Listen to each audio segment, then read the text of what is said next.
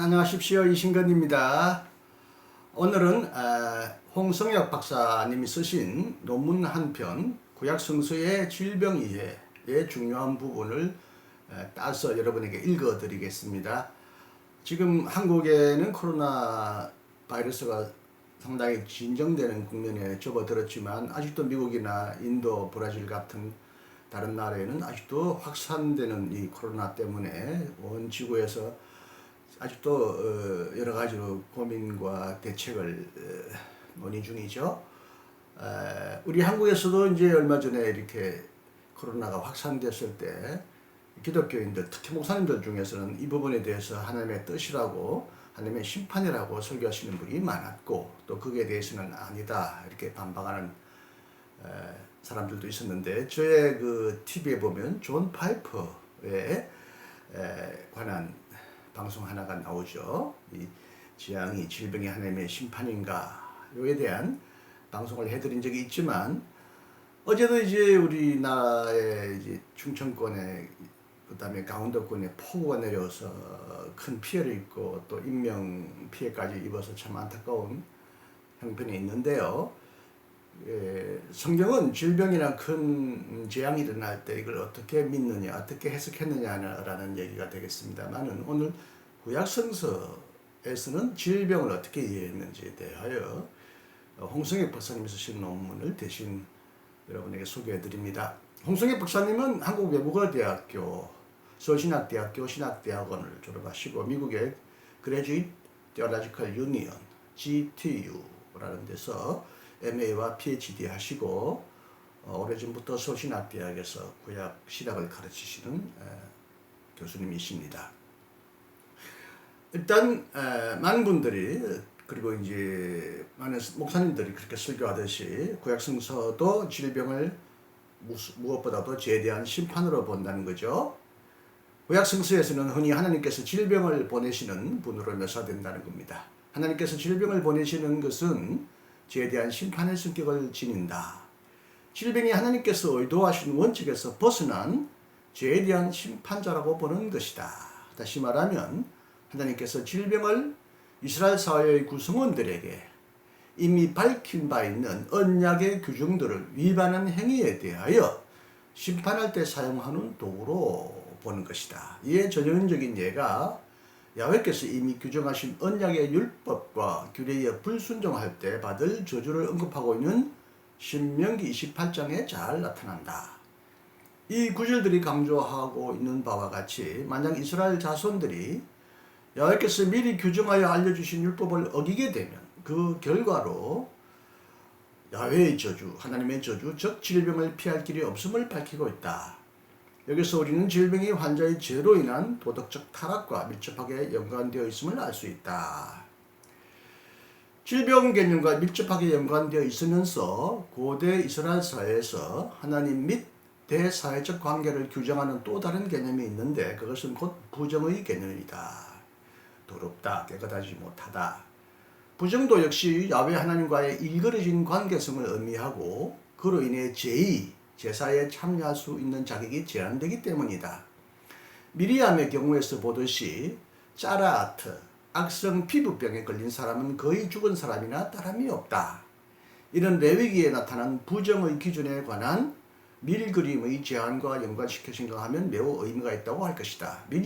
밀그롬이네요. 밀그롬은 삶과 죽음을, 정결과 부정을 나누는 가장 근본적인 기준으로 간주한다. 그의 기준에 따르면 짜라아트, 악성 피부병은 삶보다는 죽음에 더 가깝다.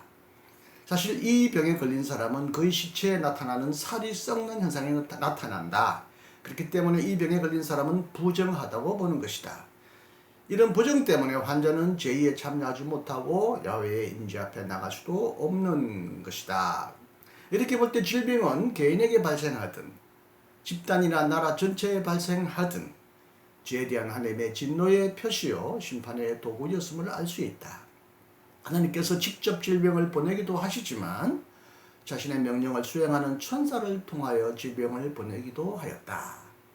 비록 천사가 질병을 보냈다고 하더라도 그 궁극적 원인은 하나님이셨다. 천사가 자의로 질병을 보낸 것이 아니라 하나님의 명령을 수행하는 사자로서 질병을 보냈던 것이다. 이렇게 죄에 대한 하나님의 심판 성격으로서 질병은 병자로 하여금 성전 예배의 참여나 사회적 관계에서 배제되는 결과를 겪게 하였으며 하나님과의 관계를 돌아보게 하였다. 구약 성경은 특히 무엇보다도 질병을 하나님의 진노, 심판으로 본다는 거죠. 두 번째는 하나님의 특별한 뜻으로도 봅니다. 앞에서 언급한 것과 같이 고대 이스라엘에서 질병에 대한 일반적인 이해는 소위 행동, 죄, 그 다음에 결과, 심판이라는 기계적인 원리에 의해 지배되었다.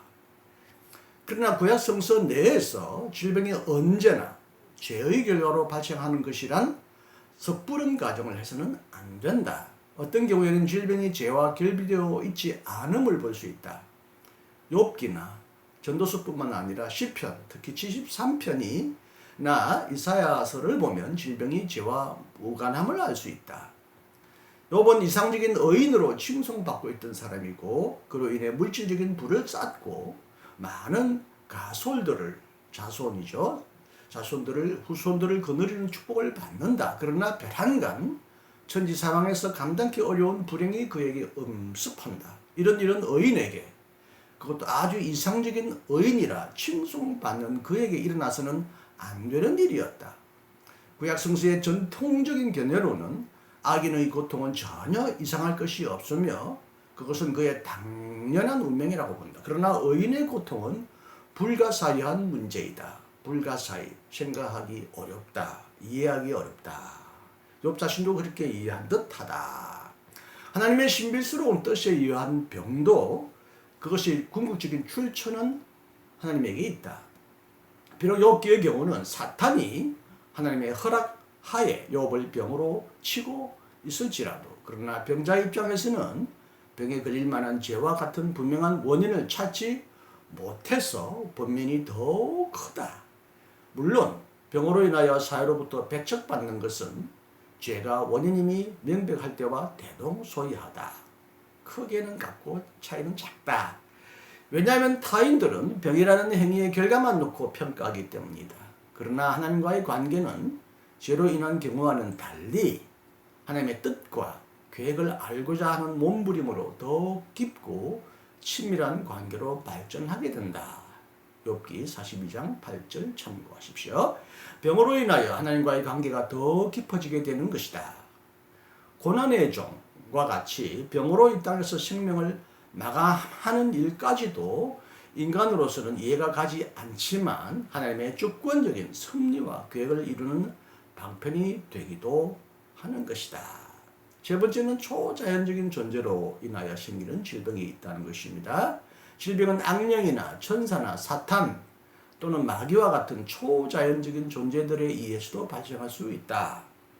그러나 이들 대부분은 야훼 하나님의 허락하에 질병을 유발시킨다. 그러나 아주 드물기는 하지만 이들이 야훼의 허락과는 상관없이 자신들의 의지로 병을 일으키기도 한다. 물론 이런 경우에도 궁극적으로는 이들 존재가 야훼의 지배하에 있다고 생각해야 한다.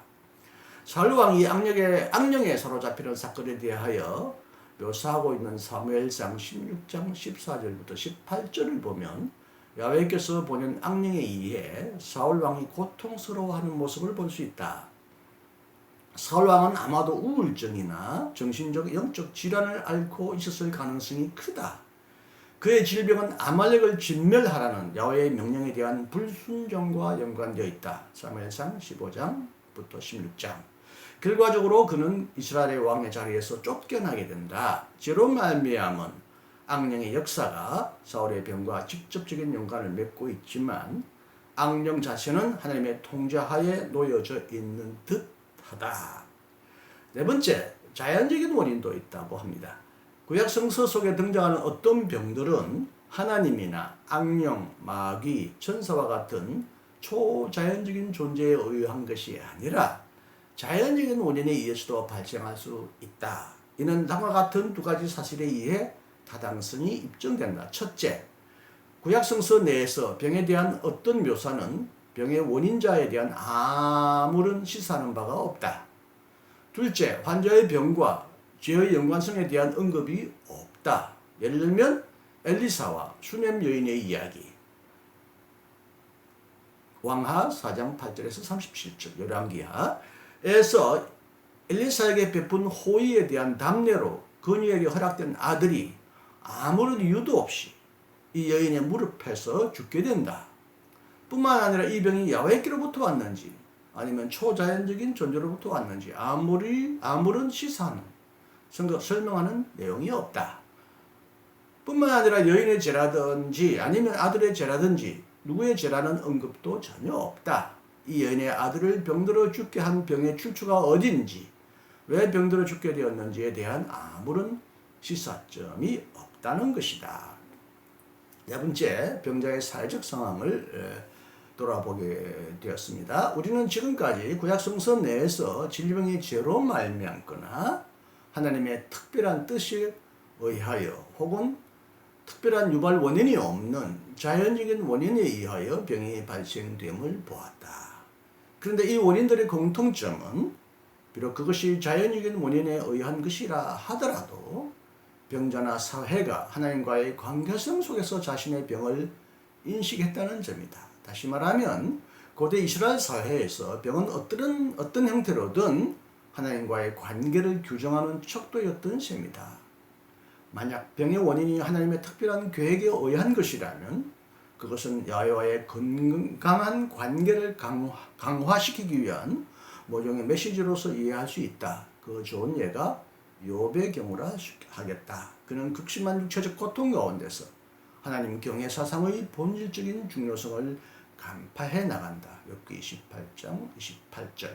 나중에 욥은 야훼에 의하여 나의 종 42장 8절이라고 인정을 받게 되는데 이것은 곧 야훼와의 친밀하며 끈끈한 관계를 반영한다고 하겠다. 이제 맺는 말입니다. 우리는 지금까지 구약성서 내의 질병에 대한 이해가 몸속의 여러 요소들 간의 불균형 원인이 아니라 초자연적 존재나 그의 영향력이 몸 밖에서 몸 안으로 침투하는 침투 원인, 즉 개체 원인에 의해서 발생한다는 인식의 토대를 두고 있음을 보았다. 그것이 죄 문제로 인한 것이거나 죄와 상관없이 하나님의 특별한 계획에 의한 것일 수도 있고 아니면 자연적인 원인에 의한 것일 수도 있다. 죄에 대한 심판의 성격으로서의 병은 하나님이나 하나님의 천사가 유발의 원인이 될 수 있다. 죄와 상관없는 하나님의 신비스러운 뜻과 연관된 병은 하나님은 물론 하나님의 용인하에 사탄도 병을 유발시킬 수 있다. 뿐만 아니라 비록 후대에 발전하는 개념이지만 무죄한 죄가 없는 의인의 병에는 하나님의 명령이나 허락과는 상관없이 독자적인 의지로 병을 유발시키는 마귀가 개입될 수도 있다. 이처럼 초자연적인 존재들이 보내는 병은 병자의 죄의 유무를 떠나서 사회적으로 행위, 결과의 평가에 직면하게 된다. 죄가 있는 경우는 말할 것도 없지만 죄가 없는 경우에도 병자에 대해서 사회는 단번에 하나님과의 관계에 문제가 있다는 낙인을 찍는다. 그리하여 정상적인 사회활동을 영위할 수 있는 자격을 박탈하고 격리시킨다. 그러므로 병자는 병을 생물학적 기능의 문제로 인식하기보다는 신학적, 사회, 심리적인 경험에 의해 자신의 병을 인식하게 된다. 자연적인 원인의 경우에도 병자 자신은 하나님과의 관계에서 자신이 미처 깨닫지 못하고 있던 죄가 개입되었을지 모른다고 생각하기 마련이다. 한마디로 고대 이스라엘의 질병관의 핵심은 하나님과의 관계였다. 질병이라 하면 궁극적으로 하나님과의 관계가 일그러진 것을 의미했으며 그러므로 치료의 관건은 하나님과의 친밀한 관계를 한층 강화시키므로 병의 원인인 초자연적인 존재들이나 그들의 영향력을 몸 밖으로 몰아내는 데 있었다. 현대를 사는 우리는 질병을 바이러스나 세균의 현미경적인 파괴만 몰두한 나머지 인간 현상의 배후에 있는 하나님을 잊어버리는 경향이 있다. 인간의 의료과학이 병리학적으로 질병의 원인인 바이러스를 찾아 정복하는 데 진전을 이루고 있지만 그럼에도 인간이 예상치 못하는 방향으로 여전히 변종 바이러스가 새롭게 등장한다. 인간의 힘으로 감당하기 힘든 영역이 여전히 존재한다는 것이다. 이와 같은 인간의 한계의 끝자락은 신학적인 물음의 시작이 되어야 한다. 오늘날에도 질병은 단순히 의료과학의 영역으로만 이해되어서는 안 된다. 우리의 전인적인 삶과 질서를 주관하시는 하나님과의 건강한 관계, 친밀한 관계, 조화로운 관계가 고대 이스라엘 사람들이 그랬던 것처럼 질병 속에 있거나 질병의 소나기에서 벗어나고자 하는 사람들의 당연한 상식이 되어야 하겠다. 네, 지금까지 홍성애 박사님이 쓰신 구약성서의 질병 이해를 중요한 부분만을 따서 여러분에게 읽어드렸습니다. 나중에 기회가 닿는다면 신약 성서에서는 질병을 어떻게 이해하는지에 관해서도 찾아보고 여러분에게 소개해 드리겠습니다. 끝까지 시청해 주셔서 대단히 감사합니다. 코로나 위기를 지혜롭게 잘 극복하시기를, 그리고 지금 폭우 장마가 아직도 계속되는데 이 폭우 자연재해도 잘 지혜롭게 극복하시고 주님 안에서 승리하시고 오늘도 평강을 누리시기를 간절히 기원합니다. 안녕히 계십시오. 감사합니다.